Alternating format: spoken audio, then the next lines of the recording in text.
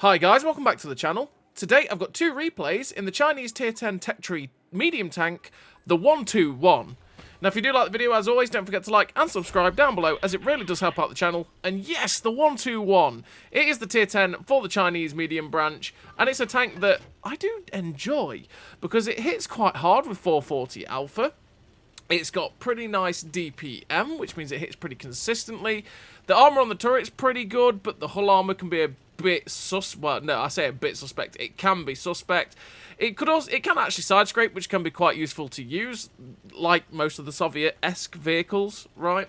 You've got 5 degrees of gun depression over the front, which can be a bit limiting at times, but you do get 7 degrees of gun depression over the side. So if you see 7 degrees of gun depression on the statistics and think, oh, I can get 7 degrees of gun depression in this tank, but then you feel like you're really struggling to get the gun down in certain situations when you're looking over the front of the tank, it's because you get that 7 degrees over the side. Just like with the WZ-120 at tier 9 before it, where it says it's get 5 degrees of gun depression. Realistically, it only gets 3 over the front, but you get 5 over the side of the WZ-120. This tank can be really, really nice, though, because it can be quite good with the gun. Like I said, the DPM's pretty good, so you're consistently pushing out rounds. The problem is, apart from the fact that the armor is a bit suspect at times, the gun handling is also pretty suspect at times as well, which can be pretty frustrating. It's one of those that goes, hey, you know, you've got me down to a pretty good level in terms of accuracy, but I'm still going to miss anyway. But then, it'll decide, you know what, I'll hit every shot you ever want to hit. And you go, sure.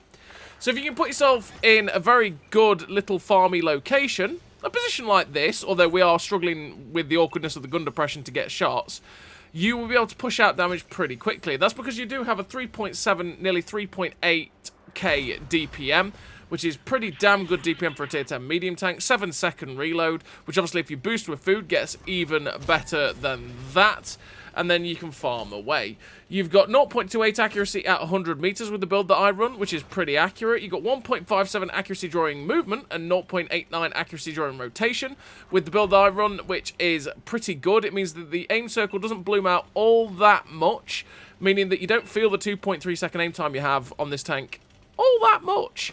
It does feel like you've got a slower aim time when you are trying to aim it in, but to be honest, because the aim circle does not bloom out that much because the accuracy during rotation and movement are pretty good, yeah, you don't feel it that much, which is why we run the gun stabilizer, so that we can be ready to go at all times. It can be a bit frustrating if you don't run the gun stabilizer with how much bloom you get and then how much you've got to wait for it to aim in and then be able to put the damage down range. Because of how quickly this tank fires and the fact that the strength of the vehicle is in the fact that it's got pretty damn nice DPM, you want to be firing at all times. Also, I'm like, hello, Mr. Highlander? Are you awake? No? Okay, I'll put you out of your misery, sir. You can see me going, hello! Hello, I'm shooting you! That was what that was. But anyway. So, this vehicle also has a 512 meter view range, which is pretty good. Helps you spot out for yourself pretty easily. You've also got 316 meters of still concealment with the build that I run, which means you are a fairly stealthy tank at times. If you were to decide to drop the gun stabilizer and you feel like the gun's good enough without the gun stabilizer, you could run the camo net instead, and you would get a pretty damn nice camo on this vehicle of 277 meters of still concealment, which is really, really good. But the accuracy during rotation goes up to 1.11, and the accuracy during movement goes up to 1.96, which is really not very good. It means the aim circle blooms out quite a lot. That is the impact that gun stabilizer does have on the accuracy during movement and rotation. It really helps a hell of a lot in terms of that bloom and keeping the gun always ready to go, like you're seeing there. And then the tank also has a 56 km/h top speed with a 20 km/h reverse speed, 17.44 horsepower per ton ratio, which means that you do hit the 56 km/h top speed on this tank very easily, and you will be able to traverse the battlefield pretty quickly in this thing. So what do I run in terms of a crew and equipment on the old 121? Well, I run Born Leader, Rapid Reload, Sixth Sense, Situational Awareness, Track Mechanics, Steady Aim, Snapshot, Run and Gun with the Camouflage Expertise, Advanced Loader, the Gun Stabilizer, and Optics. Optics to be able to get that 512 meters of view range so that I can spot for myself. The Camouflage Expertise to knock the camo down to 316 meters of still concealment, like I've already said for that. All 3 gun perks so that I can get the best out of this gun, because if you do not help it out, It is a bit derpy at times, so you really want to help it out with the axis during movement rotation and at 100 meters. Ooh, that was a nice shot. With the gun stabilizer as well to knock the axis during rotation and movement down as low as possible so that it doesn't bloom out that much at all and you have to wait on the aim time.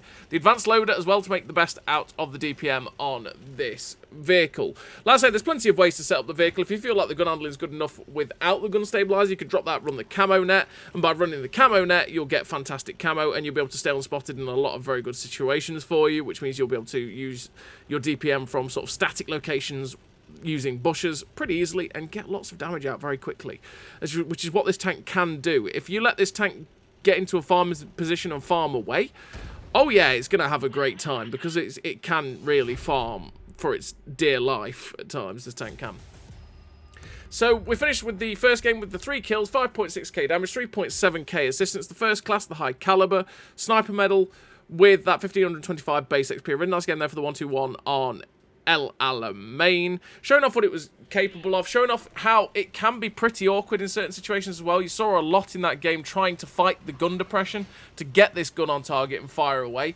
You also saw how the gun sometimes can be a bit derpy, but also sometimes can be absolutely wonderful, and if you get yourselves into those farming locations, you can just keep the damage rolling. Also, because of the way you can play this tank, you can also play it fairly aggressive in fairly aggressive locations, spot out for yourself because you've got pretty decent view range at 512 with decent camo. I mean, you can stay unspotted for a good amount of time to spot the enemy vehicles while also getting some assistance damage, which can be pretty handy. By the way, this tank with this camo looks absolutely fabulous. This Star Trek camo they released looks so good on so many tanks. It just makes them look fabulous, which is I think it's the Klingon fleet camo. It makes the tank look so good. I love the way this looks. I love the way it looks with certain tanks as well, like the Asario that's in the season pass. That tank looks fabulous with the Klingon fleet camo. I digress anyway, apart from the fact that the tank looks great. We're on the second replay, and the second replay we're here on this map, which is Arctic Region.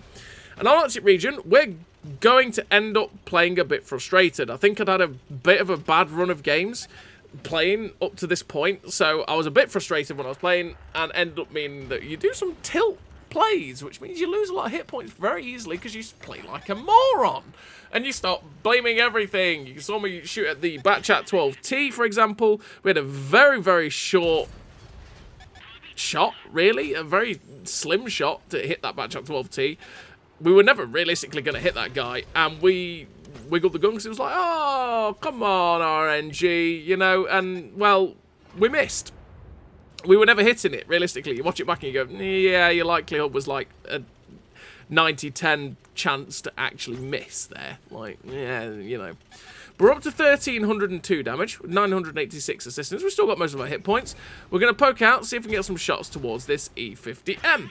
So we bounce his heat round off our turret because this is the perfect sort of position for the 121. And we're going to try and clip his cupola on his turret, or try and hit the turret front.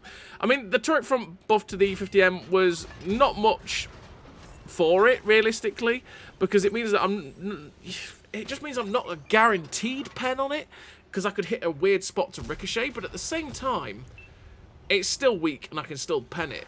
We went for the shot on the GSAW 1008, and the shot flew high. We've now got shots at the side of a Jagdpanzer. We put the shot straight through the side of his tank, which actually damages Zamorak as well, and we're trying our best to help this heavy tank out who has been attacked.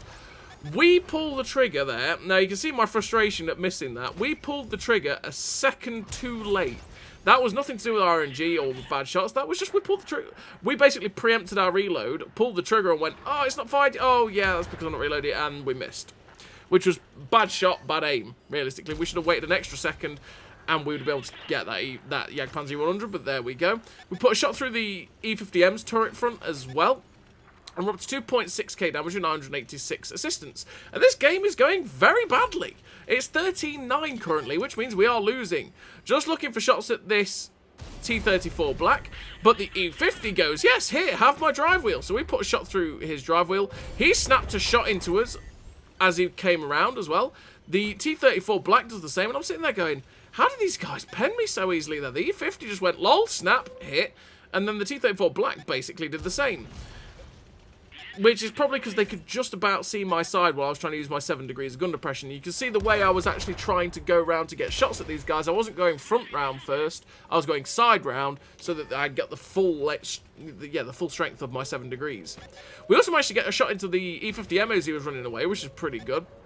But the T95 in front of me is a priority. I want to get rid of this big gun. There we go. Good night, Mr. 155mm wielding T95. And now we can turn our attention back to where the E50 and the T34 is, or possibly the G-Saw. So you see me pop a blind shot at the bush, because, again, you miss 100% of the shots you don't take. That G-Saw could have been in that bush. We could have penned it. But we didn't. The Skoda T50 comes in, finally gets the shots into the E50 to shut him down. We put a shot into the T34's side, meaning that we were definitely going to kill him because our DPM is so much better, but he gets finished off by the equalizer. Now we're waiting to get unspotted before we move forward, because obviously I don't want to take a big hit. There could be still something back at B8 which could try and farm us, and I just have to be careful of that. I need to basically progress slowly but surely to see if we can spot anything that is camping down there. So we poke out, we don't see anything. So we're going to move now into the next level of cover. And you can see we're instead of just YOLOing forward, we're step by step progressing where we are taking our positions. So we poked round, went, is there anything here? No, okay. Moved to the next position, poked round, anything here? No. Moved to the next hill. Nothing here. Okay, we are moving forward. So we're going to move into the dip on our left-hand side. Rather than hug! English is hard sometimes, people. Rather than hug the corner at B8, I'm going to come into the low ground on this left-hand side. Why? Because I can get shots here at the places people like the artillery. I can also go hull down in these little dips here against people like the Ferdinand and possibly anybody else that's in that left-hand side where we started getting shot at. Both RT are now dead, which is good. The G-Saw gets spotted, so we pump a shot downrange into the G-Saw to shut him down.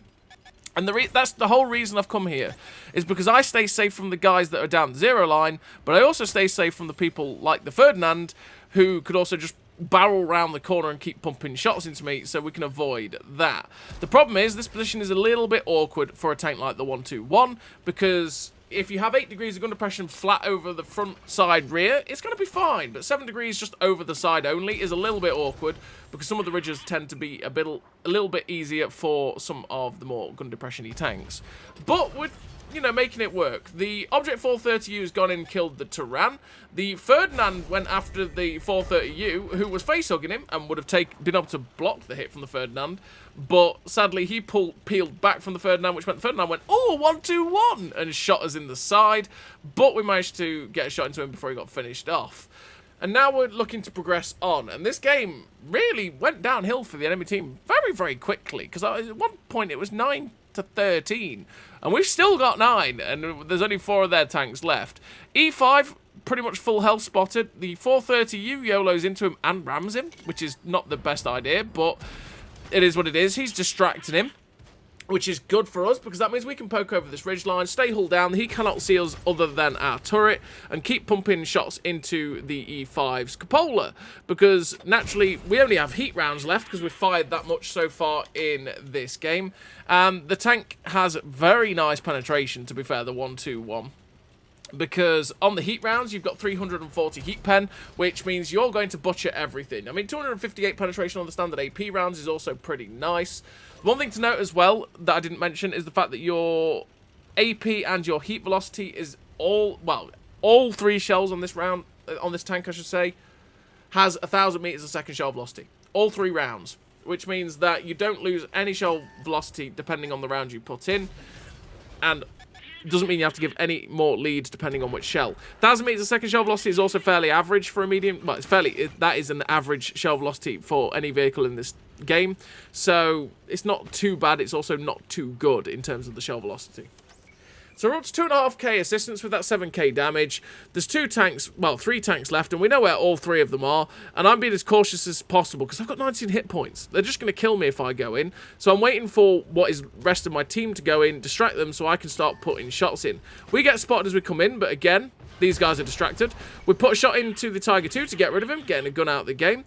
And then we poke around the corner, get a shot into the back of the 4202's turret, putting him down to a one-shot. He gets rammed to death. There's only the AMBT left, who is in the water, meaning that he's going to really struggle to actually get any more shots off at anybody, but the 430U ends up finishing him off. We finished the game with a really nice total in the end, with the victory, the 5 kills, 7.6, nearly 7.7k damage with the 2.5k assistance, patrol duty, ace tanker, high caliber and Confederate, with 1914 base XP. A really great game there for the 121, which again just showed off its capabilities, put it in good positions to keep this gun singing, and your DPM will make light work of the enemy team. It mops up damage so fast, this tank, which can be very, very nice in the 121. It's a bit of a niche tank, so not many people actually go for it, and it's definitely not an absolutely meta tank, but it can be a lot of fun to play just because of the DPM. And if you like those Soviet-esque vehicles, you might like this tank. So as always, everybody, thank you very much for watching. I'll see you next time.